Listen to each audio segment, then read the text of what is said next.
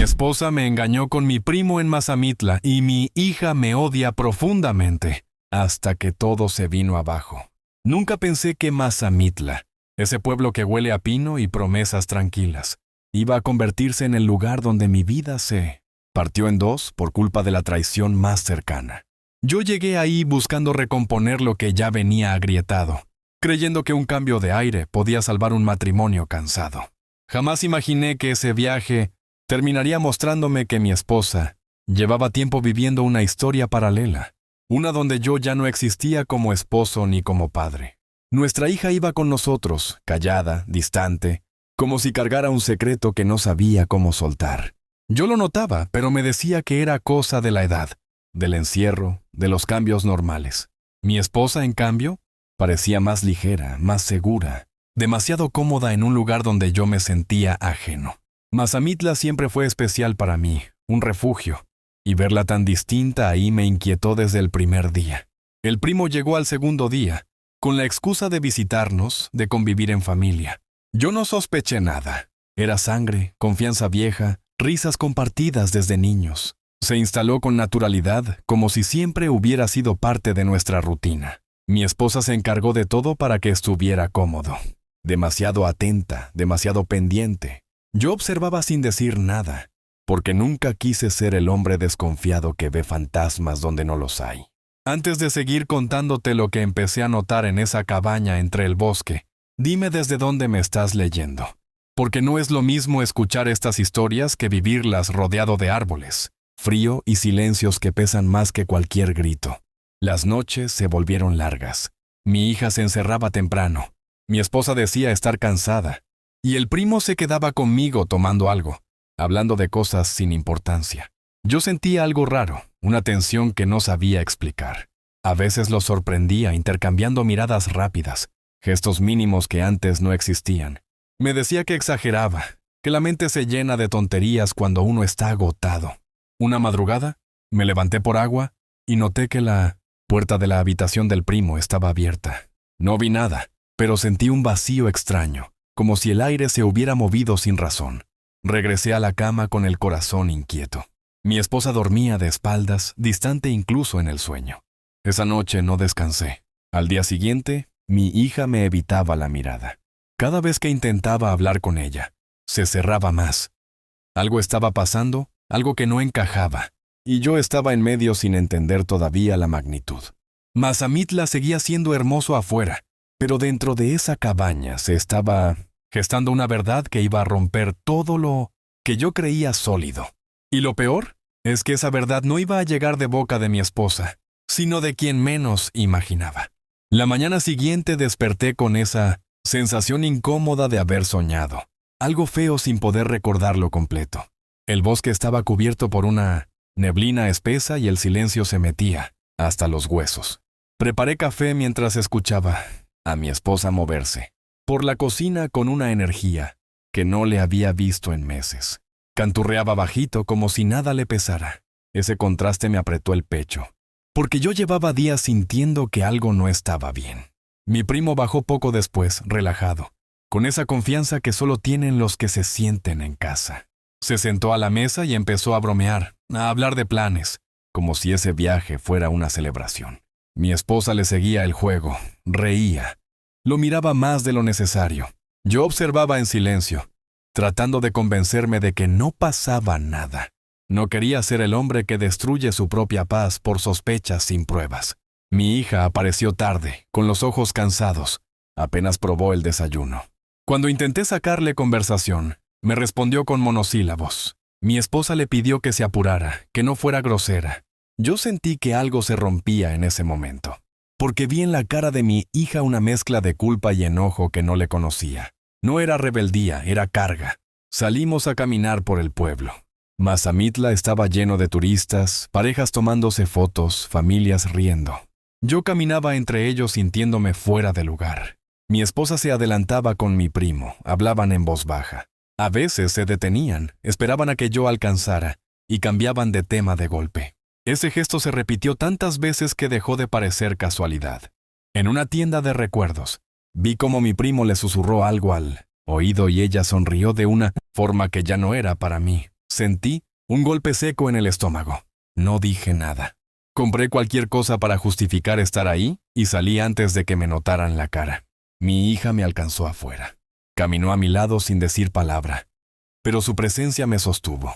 Esa tarde, de regreso en la cabaña, intenté hablar con mi esposa. Le pregunté si estaba bien, si algo le preocupaba. Me respondió que exageraba, que el viaje le estaba haciendo bien, que por fin se sentía tranquila. Esa palabra me dolió, porque yo llevaba tiempo intentando darle tranquilidad sin lograrlo. Sentí que ya no estaba incluido en ese bienestar. Al caer la noche, mi primo propuso hacer una fogata. Mi esposa aceptó de inmediato. Yo asentí por inercia. Mi hija se excusó y se fue a su cuarto.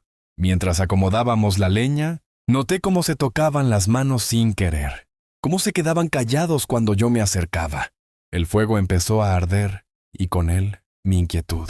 Esa noche entendí que no era imaginación.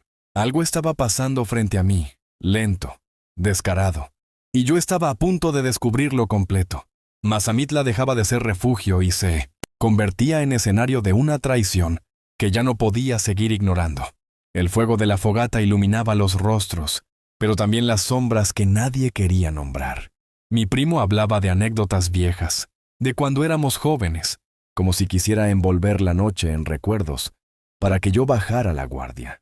Mi esposa lo escuchaba con atención, demasiado cómoda, demasiado cerca. Yo miraba las llamas tratando de no mirarles las manos, los silencios, las pausas largas que se colaban entre palabra y palabra. Mi hija no salió de su cuarto. Eso me pesó más que cualquier gesto de ellos. Conocía a mi hija. Sabía cuando algo la estaba carcomiendo por dentro. Me levanté con la excusa de ir por más leña y pasé frente a su puerta. Estaba entreabierta. La vi sentada en la cama, abrazando una almohada, con los ojos rojos. No dijo nada cuando me vio, pero en su mirada había una súplica muda que me atravesó el pecho. Regresé a la fogata con el corazón desacomodado. Mi esposa me preguntó si todo estaba bien. Le dije que sí, porque no tenía fuerzas para abrir una conversación que sabía que iba a terminar mal. Mi primo se levantó para ir al baño y tardó más de lo normal. Mi esposa lo siguió minutos después con la excusa de buscar su chamarra. Me quedé solo frente al fuego, sintiéndome el hombre más tonto del mundo por seguir creyendo en excusas tan viejas. No pasaron muchos minutos cuando el silencio se volvió demasiado pesado. Apagué la fogata y entré a la cabaña. Caminé despacio, sin hacer ruido, guiado por un presentimiento que ya no podía callar. Escuché voces bajas, risas contenidas, un murmullo que no debía estar ahí. Me detuve frente a la habitación del primo. La puerta estaba cerrada. No abrí, no golpeé. Me quedé ahí, con la mano temblando, escuchando lo suficiente para entenderlo todo sin ver nada. Reconocí la voz de mi esposa, esa voz que ya no usaba conmigo. Sentí como algo dentro de mí se rompía sin hacer ruido, como una rama seca bajo el pie. Me alejé despacio y regresé a mi cuarto. Me senté en la cama sin saber qué hacer con las manos, con la cabeza, con el corazón. Minutos después, mi hija tocó la puerta. Entró sin hablar y se sentó frente a mí.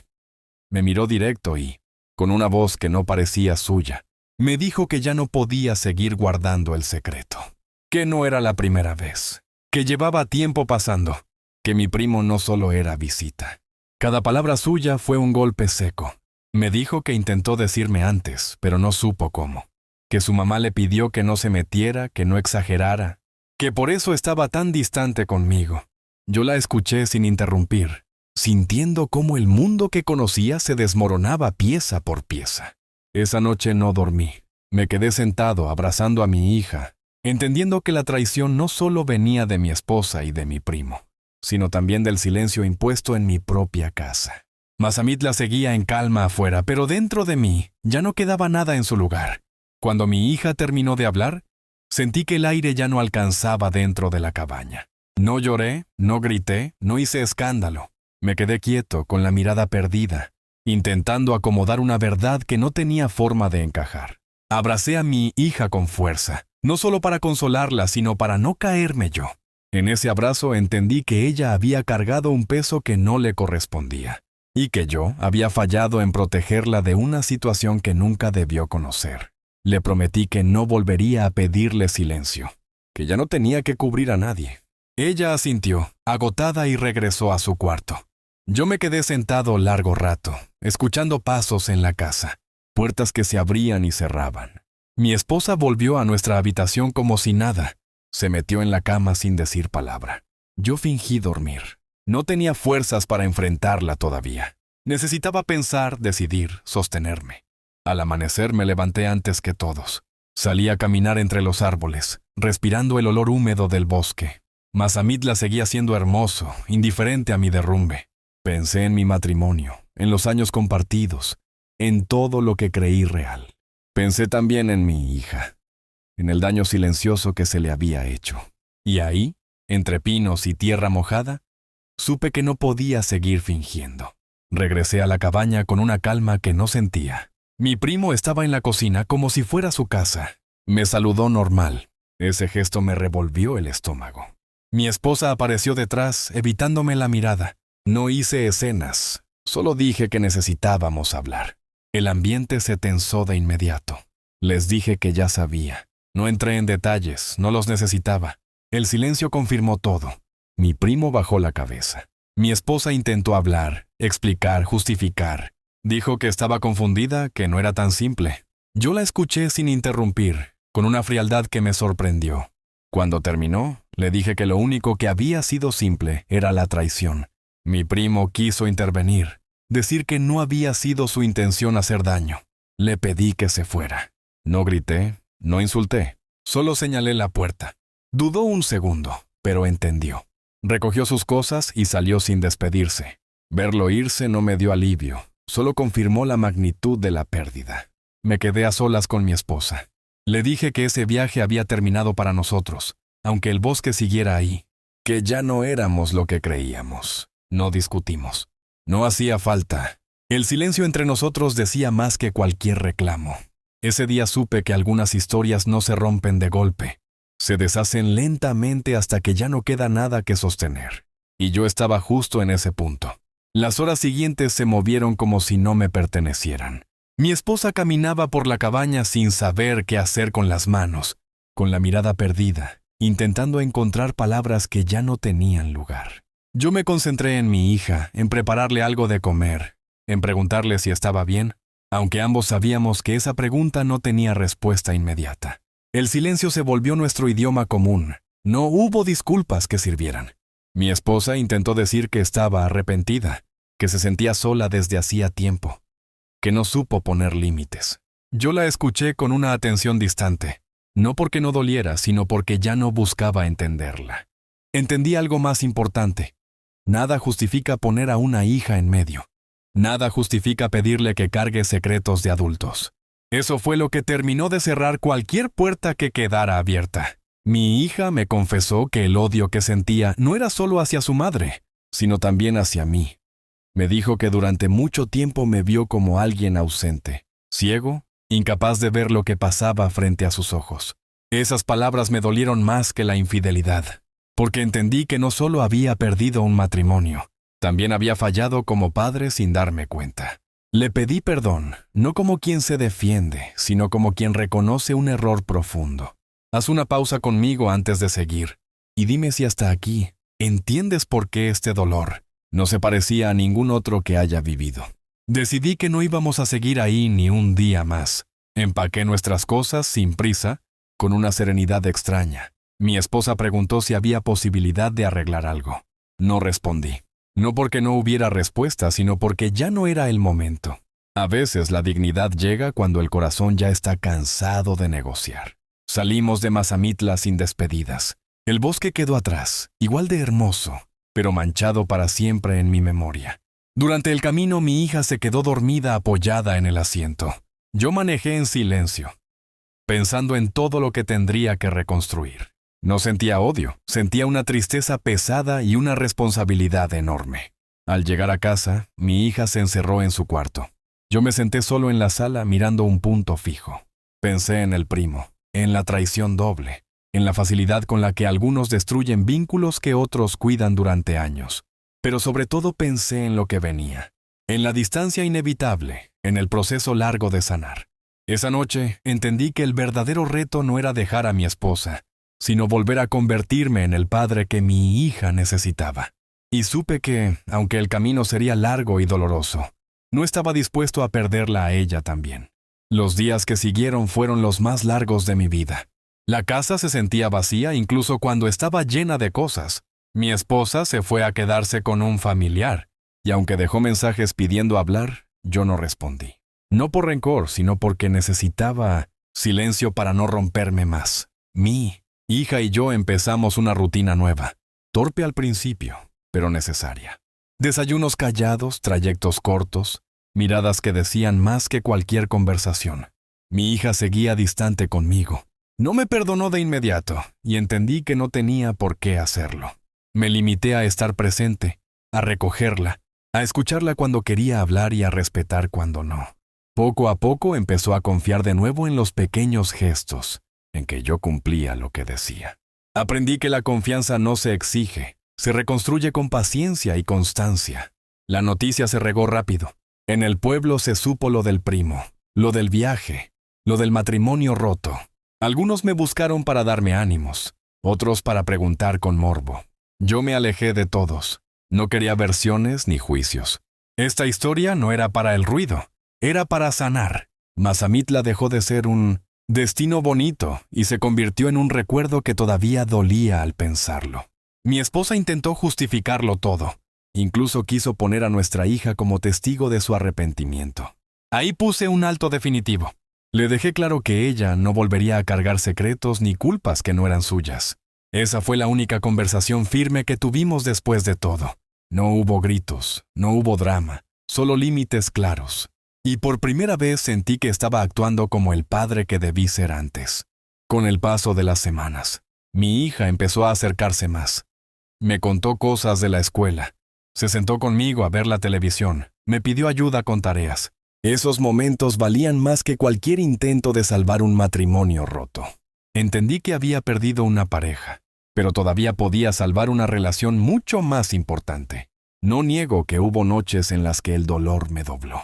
Pensar en la traición, en la confianza entregada a quien menos lo merecía, me despertaba de golpe. Pero también pensé en todo lo que aprendí. Aprendí que el amor no se sostiene con costumbre, que la familia no siempre protege, y que a veces el mayor acto de amor es irse para cuidar a quien todavía puede ser salvado. Hoy sigo caminando, sin prisa, reconstruyéndome. Mi hija ya no me odia como antes, aunque la herida sigue ahí. Yo acepté mi parte, mis errores, mis silencios. No busco perdón rápido, busco ser constante. Mazamitla quedó atrás, pero la lección se quedó conmigo para siempre. Gracias por acompañarme hasta aquí y dime, con la mano en el corazón, ¿qué habrías hecho tú si descubres que la persona que amas te traicionó con tu propia sangre y además puso a tu hija en medio de todo?